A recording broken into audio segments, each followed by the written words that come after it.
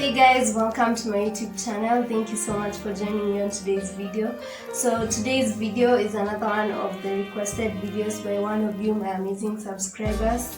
And the request was basically for me to do a video talking more about natural hair beginners and how you can get definition and the requirements that you need so that you can get healthy, curly or kinky hair fast. So on this video I'll be talking about the 6 tips that I followed or I had in mind as I was starting my natural hair journey. So number one, what you need is patience and time, and I know this is a weird thing to start with. So nothing happens overnight, and especially when it comes to hair growth, that transitioning and that afro will not happen overnight. It will take time, so be patient and allow your hair to grow at its own pace.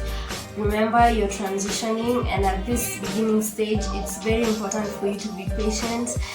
So you probably won't notice any change in a couple of weeks after you start transitioning as you begin your natural hair journey, but give yourself time. It might not even take you might not see change within the first couple of months or as you're transitioning. Please be patient, and probably within a year's time you'll begin to see a lot of transformation with your hair in terms of length and volume.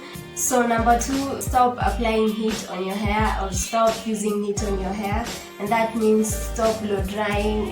And I mentioned this in the previous natural hair beginners video, but I couldn't resist mentioning it again. This is very important for you to avoid heat. And I remember when I started my natural hair journey, that was almost 4.5 years ago.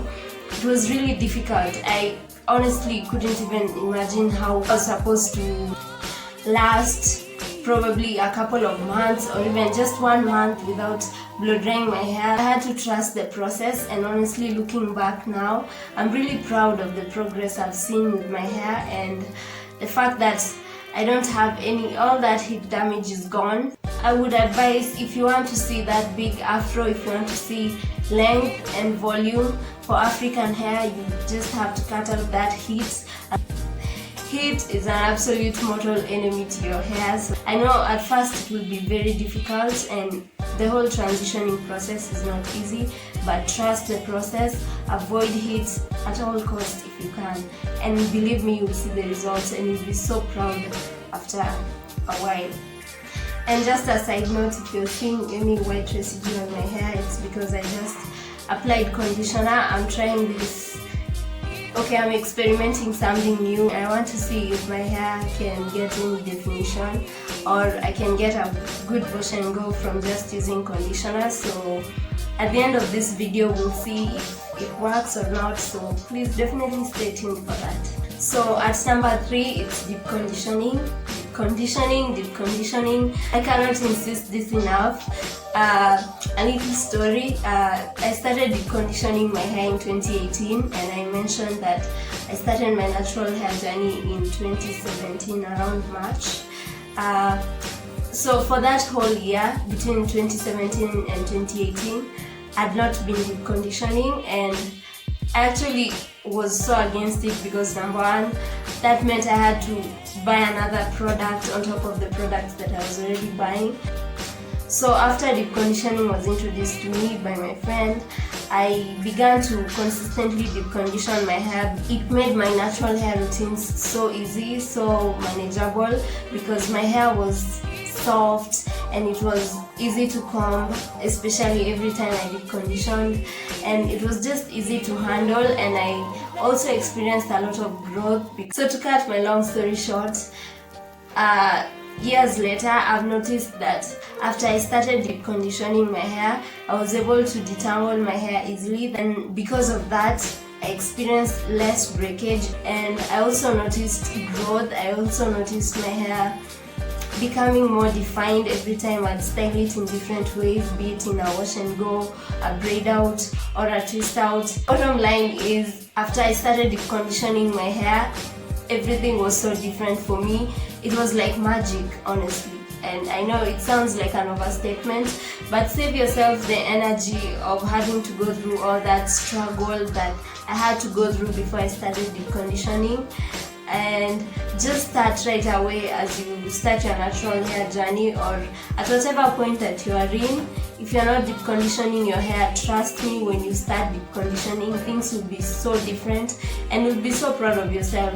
This is something that I genuinely enjoy every day. I wash my hair, and before I didn't like even washing my hair or combing my hair, but now I look forward to washing my hair because I know I'll deep condition it, and when I deep condition, I'm able to detangle my hair and the whole process is so much easier, and I see more curl definition even without any product.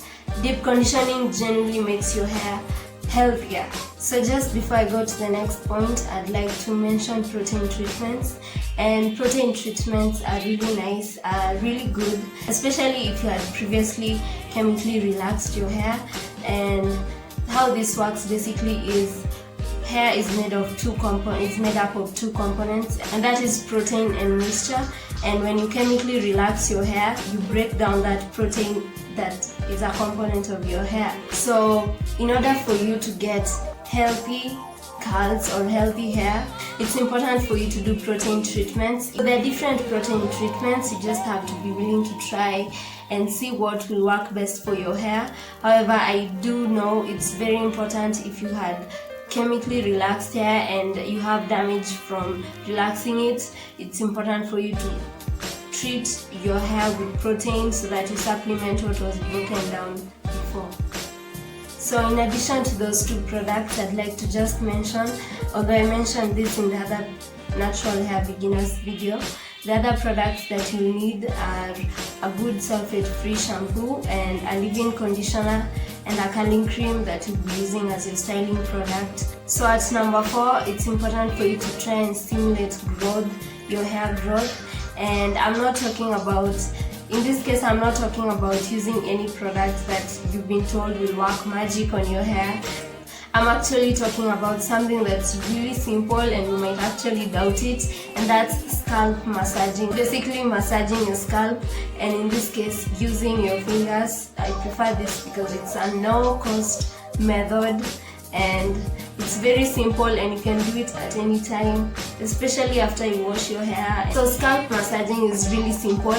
You can use a scalp massager, but you don't really have to. I don't even own one myself. But scalp massaging can also be done simply by using your hands. This is basically where you rub your fingers against your scalp in a circular motion, just gently, in a repeated motion as you go around all over your head. And what this does, it basically helps to stimulate the oxygen circulation in your scalp, and that will help with hair growth. Don't underestimate scalp massaging. I tried this myself a couple of years ago for the first time. Actually in 2018. In 2018 I was really open-minded when it came to my natural hair. That's when I started deep conditioning, and that's when I also experimented or tried scalp massaging, and the results were phenomenal, honestly. So one way of doing it is you can apply coconut oil or olive oil, any oil of your choosing, on your scalp. But especially when you're doing your protective hairstyles and you have maybe braids, or you have natural braids, or you use braiding hair, and it requires for you to be consistent. Definitely it's not something that you just do once and then forget about it. You can try to maybe be doing it at least twice each week. You massage your scalp twice each week, maybe at the beginning of the week and at the end of the week, Sunday and Friday. It depends on whatever is convenient for you. Just try to be consistent with this, and that's the only way you'll be able to see a difference. It really helps with hair growth. And I remember I really experimented. I was really consistent for 3 months in 2018, trying to massage my scalp every now and then. And I remember when I went back to school, everybody was commenting how long my hair was looking. I really experienced a lot of growth. So don't underestimate, just try it yourself and then you'll see the results. So while we're still talking about stimulating hair growth, I'd also like to mention that after you wash your hair, try to not use a towel to dry your hair, to dry the excess water that's dripping off from your hair. Try using a t-shirt instead, a cotton t-shirt. If you have an old t-shirt that you no longer wear, there's no need of throwing it away. You can use it to dry your hair.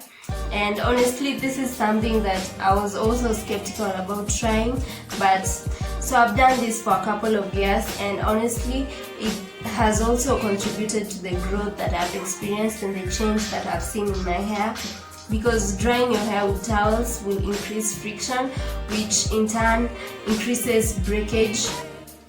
So by using a cotton t-shirt to dry your hair after washing it, you're reducing friction, which will in turn reduce breakage, and as a result you'll be able to retain more length, in the same way that I advised you on the previous video to be tying your hair with a satin scarf or a silk scarf. You can also go for the option of a silk or satin pillowcase. All that is to reduce friction and in turn reduce breakage, which will help you in retaining more length as you make all these other efforts so that you can see transformation as you're transitioning. So at number 4, and this is especially when it comes to styling, try finger coils. And I know this is probably a new thing, especially if you're starting a natural hair journey, but finger coiling is basically where you take a portion of your hair and then you coil it.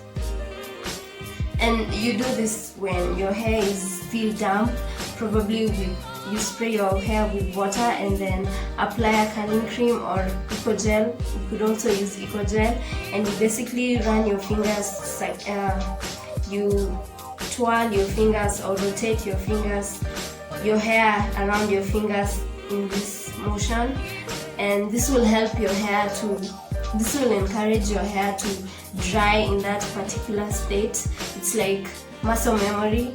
So basically you're encouraging your hair to coil or to curl. So comment down below if you want to see a video about finger coiling in more details. So aside from finger coiling, you can also try protective styling, and protective styling is especially good for your hair as you transition, as you start your natural hair journey, because it allows your hair to grow without you manipulating it through daily styling. So the most common way of protective hairstyling is through braiding. Just ensure as you braid your hair or as you get your hair braided, ensure it's not too tight, that the braids are not done way too tight to your scalp, so that way you don't weaken the roots of your hair.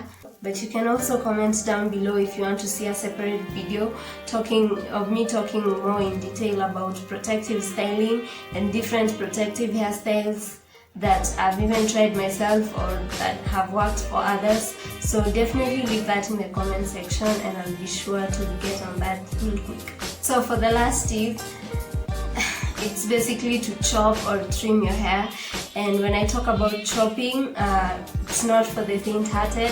When it comes to chopping hair, I'm the faint-hearted. I absolutely was not open to this when I transitioned. You can either choose to chop your hair, but this I'd advise if you have a lot of heat damage or a lot of damage from relaxers. If you find that most of your hair just before you transition is damaged from heat or from relaxers, I would advise you go for the chop, but that's completely up to you. You can choose if you want to transition or if you want to chop. But if you're not willing to chop your hair like I was not willing, I was not open to it at all. I did have it damaged when I started my natural hair journey, although it was not that extreme. It was to some length, some inches of my hair that I had to trim. I did not chop, I trimmed them gradually. I was not willing to trim most of my hair at once, so I trimmed it gradually, and I was basically just trimming the ends that I saw were damaged from me blow drying before. I had mentioned in a previous video or in a blog, I've talked about how before I started my natural hair journey, how I used to blow dry my hair every week. And from that my hair was damaged, but not so much. That's why I took it slow. I allowed my hair to continue to grow out as I was trimming, which for me it's the best option, especially if you are not that bold. So chopping or trimming those straggling dead ends that are no longer looking good even after you style your hair will be helpful, especially when you wear your hair out, and it will also allow your hair to continue to grow. So my advice, transition at your own pace. don't let anyone dictate how you do this whole process. Just make sure you're following the right and doing the right things for your hair. If you want to go for that deep chop and start all afresh, it's okay, it's amazing and it's admirable even. But if you want to be like me and to transition just gradually, slowly, so that you don't see like you're chopping your hair. So don't compare yourself to others, just take it at your own pace, transition at your own pace, take your time and be proud of yourself for even just being bold enough as to try something new so that you can see amazing results with your hair.